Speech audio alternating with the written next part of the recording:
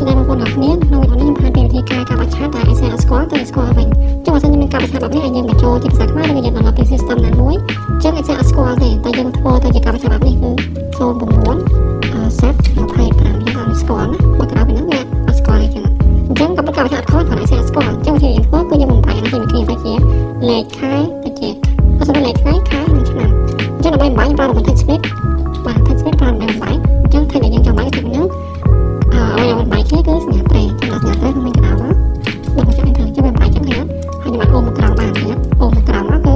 វានឹងបំបែកឲ្យទាំងអស់ទាំងអស់គ្នាចឹងជំហានបន្ទាប់គឺយើងត្រូវរកលេខខែភាសារូបមន្តគឺយើងត្រូវការលេខឆ្នាំលេខខែថ្ងៃចឹងលេខខែមកពីណាយើងមកខាងស្ដាំនេះគឺយើងត្រូវត្រៀមឈ្មោះការបាច់ឆាតឈ្មោះខែរបស់យើងគឺមកកណ្ដាលដល់ធ្នូហើយលេខ1ហើយលេខ2យើងអូសចំណាំណាអញ្ចឹងយើងបានត្រៀមតារាងហ្នឹងហើយយើងប្រើវាលក្ខណៈមកក្នុងនេះស្មើវាលក្ខណៈយើងឲ្យយើងគឺឈ្មោះខែហ្នឹងខាងណាមួយទៅបរិយាគឺស្លាយយើងនេះហើយ A4 កម្មាលេខ2កម្មា4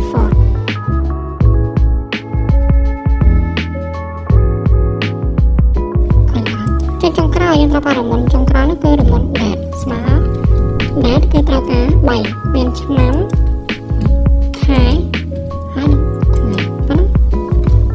ចឹងដល់ពេលយើងអូសមកក្រោមមកជាស្គាល់ទាំងអស់ហើយអូខេបាទមាន error ចូល error ដោយសារអីគឺ error ដោយសារតែនេះគឺថ្ងៃខែស្គាល់ស្រាប់ទៅហើយយើងបាយទៅអត់បានអត់ទេចឹងយើងអាចថារមុនមួយទៀតគឺ if